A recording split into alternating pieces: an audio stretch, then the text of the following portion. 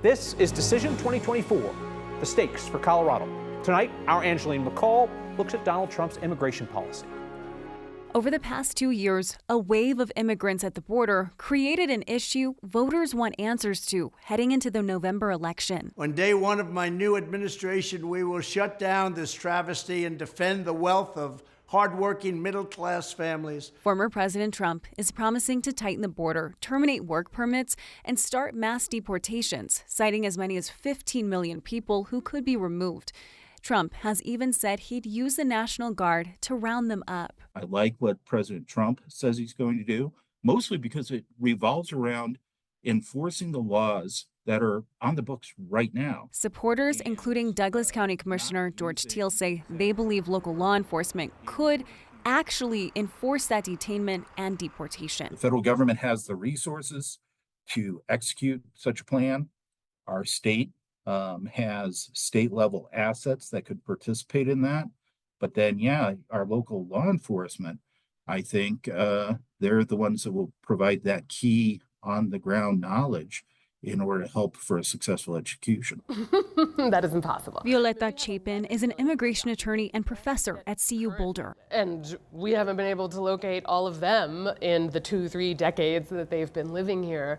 And so to think that we could somehow, find and deport more is not logistically practical. I mean, the immigration legal system is notoriously backlogged. So we don't have the infrastructure to process all of those people through our legal system. Backlogged not only for newly arriving migrants, but for long-standing immigrants, including DACA. Advocates fear could see an end under a Trump presidency.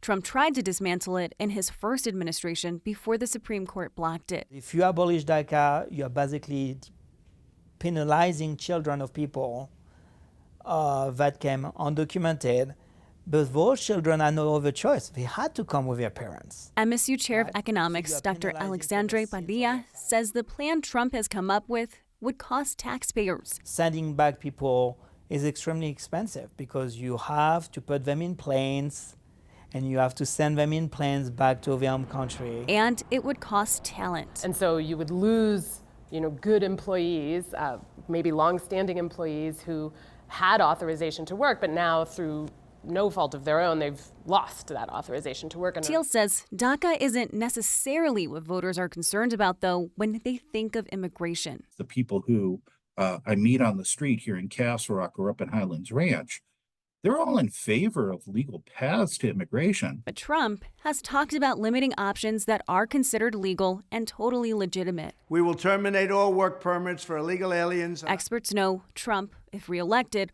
will find it easier to control border policy than to enforce interior enforcement, such as detainment and detention.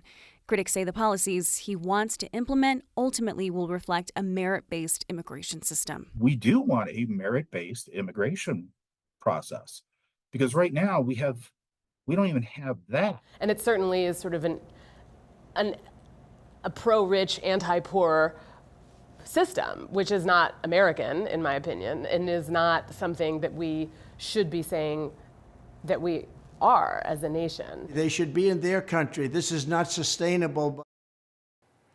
So back in 2016, Trump tried to implement several similar policies. However, many were met with obstacles and challenges in the higher courts.